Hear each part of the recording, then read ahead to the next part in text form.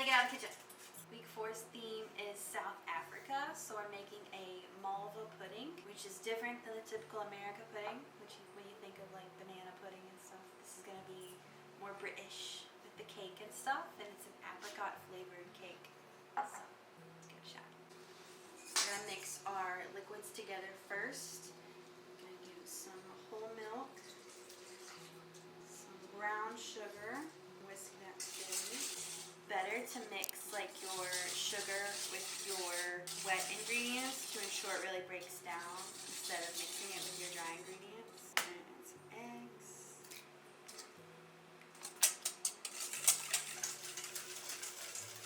Some apricot jam, fresh from the European store down the road.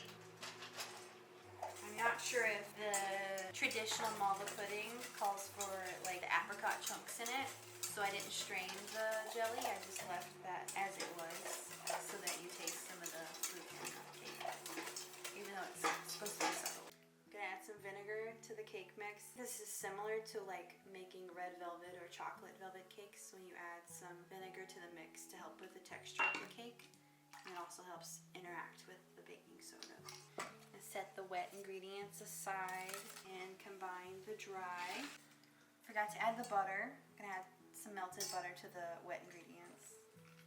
Now, the South Africans know what they're doing. This dessert is freaking delicious. Some flour, baking soda, baking powder, and some salt.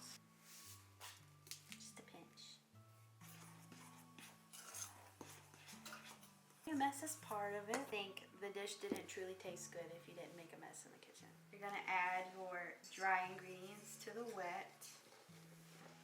And I think a lot of people make mistakes when they make cakes by overmixing their batter, and that makes it truly like a super dense cake and it's not very light. So you really just want to kind of fold your dry ingredients into the dough until it's just mixed together. And you can see bits of the apricot in there that we didn't strain out. So then we're going to prep our dish. Just take a stick of butter and butter the dish. Put this into your dish and pop it in the oven for about 20 to 30 minutes at 350. And then while it's baking, we're gonna make the sauce that turns this cake into a pudding. 30 minutes in the oven.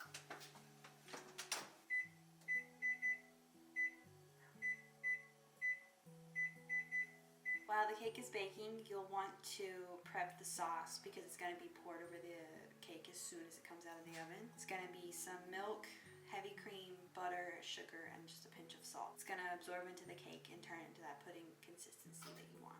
Half a cup of heavy cream. You want full fat only because more fat equals more flavor. Can't read. Half a cup of sugar. And an entire stick of butter.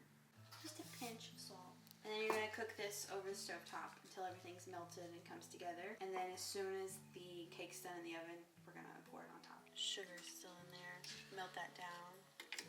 When I was initially coming up with the theme for this week, I was trying to think of different countries that had unique recipes. And when I thought of South Africa, I thought of a girl I met at my first job when I was 16 working at Barnes & Noble Starbucks. Her name was Simone and she was from South Africa. So this is kind of an ode to her. She was the sweetest human you'd ever meet. My first time making this, I was a little concerned that this wouldn't taste very good because it kind of looks like it gets watered down, but looks can be deceiving because the shit is delicious. So this has come together, so we're just going to wait for the cake to finish up before we pour it on. A few more minutes. We're done. So for my southern people, this is similar to a poke cake because as soon as it comes out of the oven, you're gonna poke holes all over it. This is gonna help that sauce we just made soak into the cake.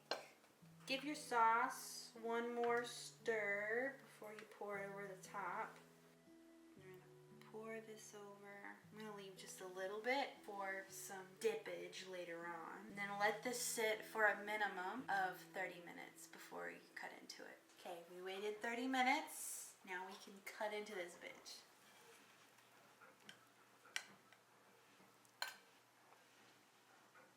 Some people say to serve this with like vanilla ice cream on top, but I think it's good just the way it is. 10 out of 10. So good. End result, I'd say it's better than a 10 out of 10. It's a super tasty, dare I say it, Moist. cake, which is a pudding, which is not like the typical puddings we think of, but super good in my book.